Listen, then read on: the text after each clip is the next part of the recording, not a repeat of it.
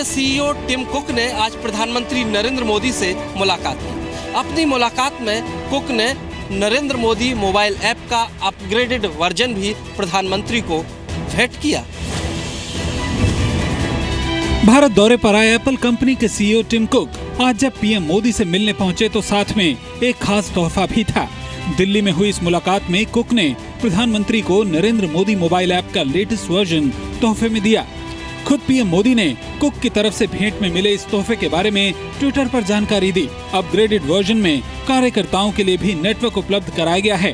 PM ने लोगों से अपील करते हुए लिखा कि मेरा अनुरोध है कि आप माई नेटवर्क फीचर को एक बार जरूर देखें। यह आपको सामाजिक मंचों पर अपना योगदान देने में सशक्त करेगा। इसके अलावा रोजमर्रा के कार्यों के लिए भी आप इसका उपयोग कर सकते हैं। सूत्रों के मुताबिक टिम के साथ बातचीत में प्रधानमंत्री ने भारत में एप्पल प्रोडक्ट के उत्पादन की संभावना को लेकर भी बातचीत की। बिहार की नीतीश सरकार की सहयोगी आरजेडी के सांसद तस्लीमुद्दीन ने सीएम नीतीश कुमार को निशाने पर लिया है। तस्लीमुद्दीन ने नीतीश कुमार को सलाह दी है कि यदि उनसे बिहार नहीं संभलता तो उन्हें सीएम की कुर्सी छोड़ देनी चाहिए। आरजेडी सांसद तस्लीमुद्दीन ने कहा कि नीतीश देश का दौरा कर रहे हैं और बिहार उनके हाथ से निकल रहा है। बिहार में दिनों दिन बढ़ते अपराध पर चिंता जताते हुए तस्लीमुद्दीन ने कहा कि अगर नीतीश से बिहार नहीं संभल रहा तो वो पद से इस्तीफा दे दें। तस्लीमुद्दीन के मुताबिक देश भर में नेतागिरी का काम और बिहार में सीएम की जिम्मेदारी एक साथ नहीं उठाई जा सकती। जब तक वो जवाबदेह है तो बिहार को संभालना चाहिए। बिहार अगर नहीं संभालना चाहिए तो बिहार को छोड़ करके अगर पूरे देश का नेता बनना चाहता है तो बिहार को किसी को सुपुर्द करना चाहिए। आरजेडी के सीएम तो बनता ही, ये गलती से वो बन गया। तस्लीमुद्दीन के बयान पर जेडीयू ने भी पलटवार किया। कहा कि आरजेडी को अपने डीरेल नेताओं को पार्टी से बाहर का रास्ता दिखाना चाहिए। पॉलिटिकल कोमा में चल गए। जब आदमी पॉलिटिकल कोमा में चल जाता है, राजनीति उनके हाशिया पर चला जाता है। इसमें कोई शक नहीं कि बिहार सरकार में सहयोगी होने के नाते राज्य की बिगड़ती सुरक्षा व्यवस्था को लेकर आरजेडी भी निशाने पर रहती है। लेकिन राज्य के मुख्यमंत्री नीतीश कुमार पर आरजेडी नेताओं की ऐसी टिप्पणी चौंकाने वाली है। दिल्ली के सीएम अरविंद केजरीवाल ने आज बिजली कंपनियों को लेकर विवादित बयान दिया। सवाल राजधानी दिल्ली में बिजली के पावर कट्स को लेकर था, जिस पर केजरीवाल ने कहा कि बिजली कंपनियों को दिखाने के लिए उनके पास डंडों के साइज की कमी नहीं है। मौका था दिल्ली के भलसवा इलाके में एक फ्लाईओवर के उद्घाटन का, जहां मुख्यमंत्री अरविंद केजरीवाल से जनता को पावर कट से होने वाली परेशानी पर सवाल पूछा गया, जिस पर जवाब देते हुए केजरीवाल की भाषा शालीनता की सीमा लांघ गई। केजरीवाल ने कहा कि वो बिजली कंपनियों को डंडा दिखा रहे हैं। दिखाए बिना काम नहीं चलेगा। तो डंडा दिखा रहे हैं हम, चिंता मत करो, डंडे की कमी नहीं है और डंडे के साइज की भी। तो डंडा दिखा रहे हैं हम, चिंता मत करो, डंडे की कमी नहीं है और डंडे के साइज की भी।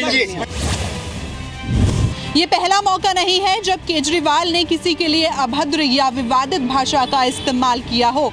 बिजली कंपनियों से पहले केजरीवाल ट्विटर पर पीएम नरेंद्र मोदी के लिए विवादित टिप्पणी कर चुके हैं। असम में बीजेपी नेता और विधायक हेमंत बिस्वा शर्मा ने जी न्यूज से बातचीत में राहुल गांधी पर बड़ा बयान दिया है। बिस्वा का दावा है कि राहुल गांधी पार्टी की दिक्कतों पर ध्यान देने से ज्यादा अपने पालतू कुत्तों के साथ खेलना पसंद करते हैं। 5 राज्यों में हुए विधानसभा चुनाव के नतीजे सामने आने के बाद कांग्रेस पार्टी और खासकर उपाध्यक्ष राहुल गांधी सभी के निशाने पर हैं। इसी बीच बीजेपी नेता और विधायक हेमंत बिस्वा शर्मा ने दावा किया है कि राहुल गांधी का ध्यान पार्टी की समस्याओं से ज्यादा उनके पालतू कुत्तों पर है। 5 मिनट उनसे बात करेगा, अच्छा एंगेजमेंट रहता है। 6 मिनट में वो उनका पेट डॉग आ जाता है, वो उनका साथ खेलना शुरू कर देता है। फिर 3 मिनट बातचीत में क्या हुआ, एक समय में सीपी जोशी और गोगोई जी का बीच में थोड़ा झगड़ा जैसा हो गया। तब झगड़ा हुआ तो वो कुत्ता टेबल पर आया उसी समय, और जो प्लेट सा कॉमन प्लेट में बिस्किट था उससे बिस्कुट उठाया। कांग्रेस ने हेमंत के दावों को सरासर झूठा और सच्चाई से कोसों दूर बताया है। ये बयान बिल्कुल नाकाबिले यकीन है और गलत है। असम चुनाव से कुछ वक्त पहले तक हेमंत बिस्वा कांग्रेस के साथ हुआ करते थे, लेकिन कांग्रेस आला कमान की नजरअंदाजगी से नाराज होकर उन्होंने बीजेपी से जुड़ने का फैसला किया। विधानसभा चुनावों के नतीजे आने के बाद कांग्रेस पार्टी में सर्जरी से लेकर आत्ममंथन तक की बात हो रही है। खुद कांग्रेस पार्टी से जुड़े बड़े राजनेताओं का कहना है कि राहुल गांधी के गलत राजनीतिक फैसलों का खामियाजा पूरी पार्टी भुगत रही है। देश के पूर्व प्रधानमंत्री राजीव गांधी को उनकी 25वीं पुण्यतिथि पर आज याद किया गया। इस मौके पर राष्ट्रपति प्रणब मुखर्जी, उपराष्ट्रपति हामिद अंसारी और सोनिया गांधी समेत कई नेताओं ने वीरभूमि जाकर उन्हें श्रद्धांजलि दी। पूर्व प्रधानमंत्री राजीव गांधी की पुण्यतिथि पर आज दिल्ली में उनके स्मारक स्थल पर राष्ट्रपति और उपराष्ट्रपति समेत कांग्रेस के लगभग सभी दिग्गज नेता पहुंचे। राजीव गांधी की पत्नी और कांग्रेस अध्यक्ष सोनिया गांधी, बेटे और पार्टी उपाध्यक्ष राहुल गांधी, बेटी प्रियंका गांधी, साथ ही दामाद रॉबर्ट वाड्रा भी वीरभूमि में श्रद्धांजलि देने पहुंचे। पूर्व प्रधानमंत्री मनमोहन सिंह ने भी राजीव गांधी को श्रद्धांजलि दी। वहीं राजीव गांधी की याद में आज यूथ कांग्रेस की तरफ से भी इंदिरा गांधी स्टेडियम में एक कार्यक्रम का आयोजन किया गया। कार्यक्रम में राजीव गांधी के बलिदान और विजन के जरिए केंद्र की मोदी सरकार पर निशाना साधा गया। देश के छठे प्रधानमंत्री राजीव गांधी की चुनाव प्रचार के दौरान तमिलनाडु के श्री पेरुम्बुदूर में 21 मई 1991 को हत्या कर दी गई थी। उत्तराखंड में दलितों को मंदिर में प्रवेश कराने की कोशिश में घायल हुए बीजेपी के राज्यसभा सांसद तरुण विजय के हमलावरों को अब तक गिरफ्तार नहीं किया जा सका है। घटना के बाद से इलाके में तनाव का माहौल है। बीजेपी सांसद तरुण विजय पर हुए हमले पर उत्तराखंड के गवर्नर के पॉल ने चिंता जताई है।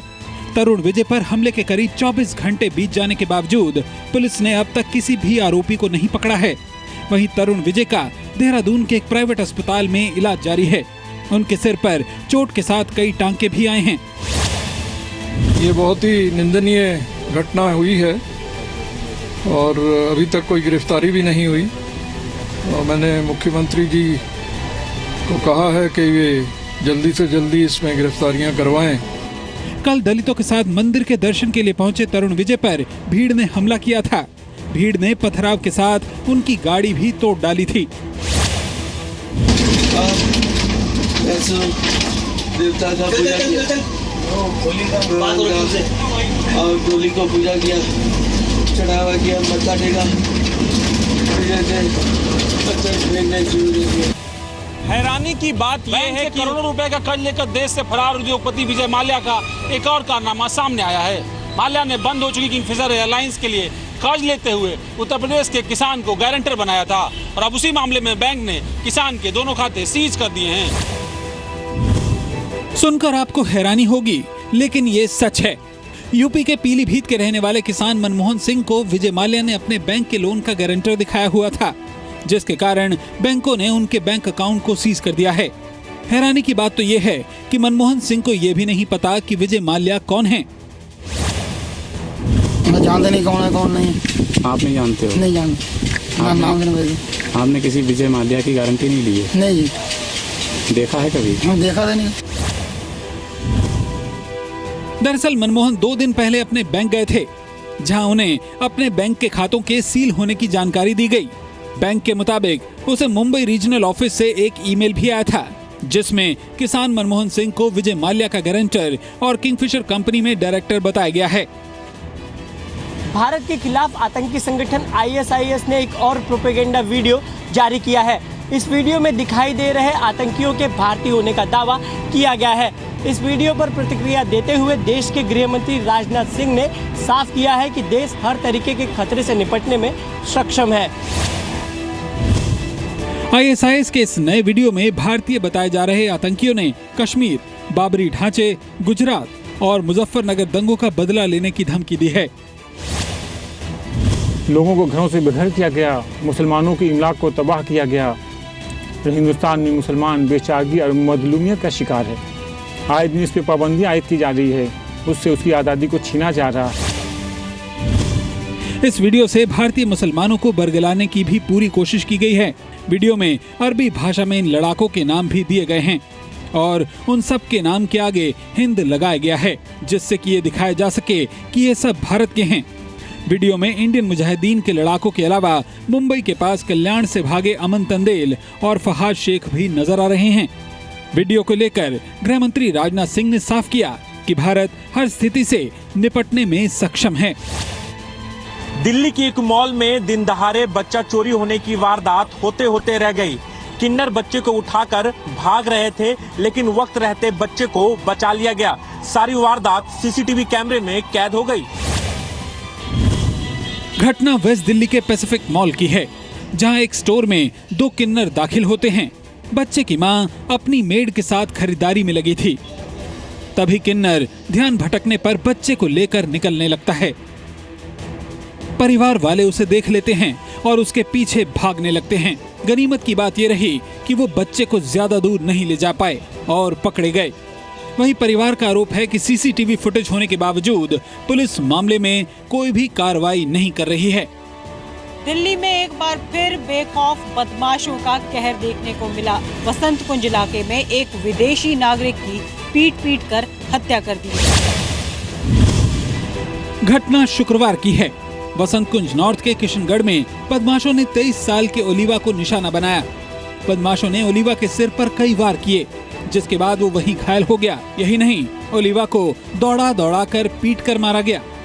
मारने के बाद बदमाश ओलिवा को घायल अवस्था में ही छोड़कर फरार हो गए। पुलिस के मुताबिक केंद्रीय माध्यमिक शिक्षा बोर्ड यानी सीबीएसई ने 12वीं क्लास के नतीजे आज घोषित किए।